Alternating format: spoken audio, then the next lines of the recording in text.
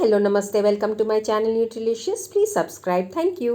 Dear friends, మనకి ఏదైనా sweet తినాలి అని అనిపించినప్పుడు ఇన్స్టెంట్ రవ్వ లడ్డు చాలా ఈజీగా సింపుల్ ప్రాసెస్తో చాలా తక్కువ టైంలో ఎవరైనా ఇట్టే చేయగలిగే రెసిపీ అండి. సో ఇక్కడ మీరు చూస్తున్నారు కదండి, రవ్వ లడ్డూలు ఎంత టెంప్టింగ్గా ఉన్నాయో. ఇవి చాలా జ్యూసీగా కూడా ఉంటాయండి. పిల్లలు స్కూల్ నుండి రాగానే వాళ్ళకి మనం ఇవి ఇస్తే చక్కగా మారం చేయకుండా తింటారండి. రవ్వ లడ్డూలు ట్రెడిషనల్ పద్ధతిలో ఎలా చేయాలో ఇవాళ నేను ఇక్కడ చూపిస్తానండి.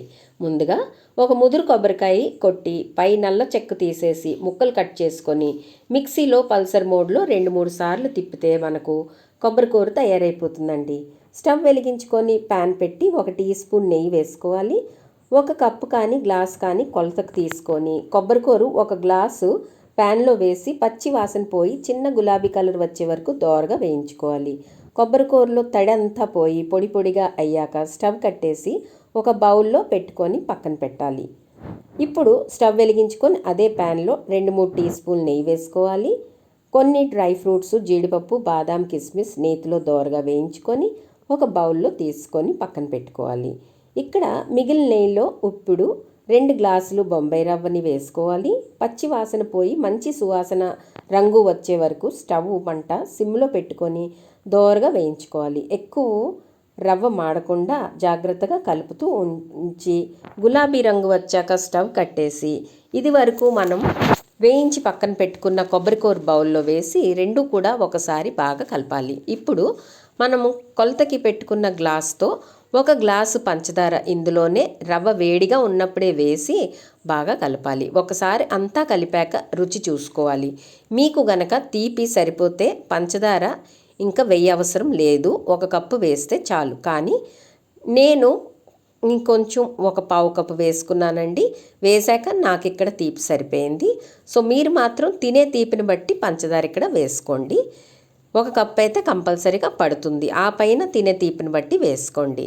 తీపి సరి చేసుకున్నాక వేయించి పక్కన పెట్టుకున్న డ్రై ఫ్రూట్స్ వేసుకోవాలి. అలాగే దంచి పెట్టుకున్న యాలకుల పొడి కూడా వేసుకోవాలి. ఇప్పుడు కాచి చల్లార్చిన పాలు 1 కప్పు తీసుకోవాలి.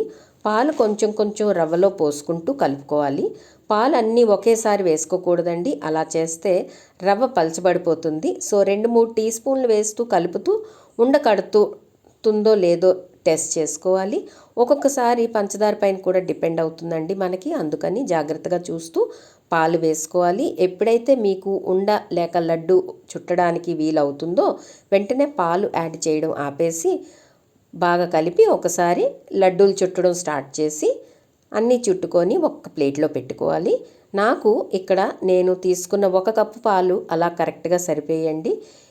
ఇక్కడ మీరు ఒకటి గుర్తుపెట్టుకోవాలండి, ఉండ మరీ లూజ్గా తయారవ్వకూడదు. మనం చేత్తో చుడితే కాస్త టైట్గానే చుట్టినట్టు ఉండాలి. అప్పుడే మనకి లడ్డూలు ఆరాక చక్కగా చిదిమిపోకుండా ఉంటాయి. లూజ్గా ఎక్కువ పాలు యాడ్ చేసుకొని చుడితే మాత్రం లడ్డూలు ఊరికే విరిగిపోతాయి, అలాగే ఎక్కువ నిలువ కూడా ఉండవండి. సో తక్కువ పాలు వేసుకొని టైట్గా లడ్డూలు చుట్టితే మాత్రం మనకి చక్కగా చాలా రోజులు నిలువ ఉంటాయి. పిల్లలు ఎక్కువ రోజులు కూడా తినగలుగుతారండి. సో అన్ని లడ్డూలు ఇలానే చుట్టుకోవాలి. మీరు కావాలంటే అనుకుంటే కొన్ని డ్రై ఫ్రూట్స్ అట్టే పెట్టుకొని ఒక్కొక్క లడ్డు పైన డెకరేట్ చేసుకోవచ్చు. నేను మాత్రం అంతా కలిపే చుట్టేసానండి. చూసారు కదండి, హెల్దీ అండ్ టేస్టీ రవ్వ లడ్డూలు తయారైపోయి. Thanks for watching.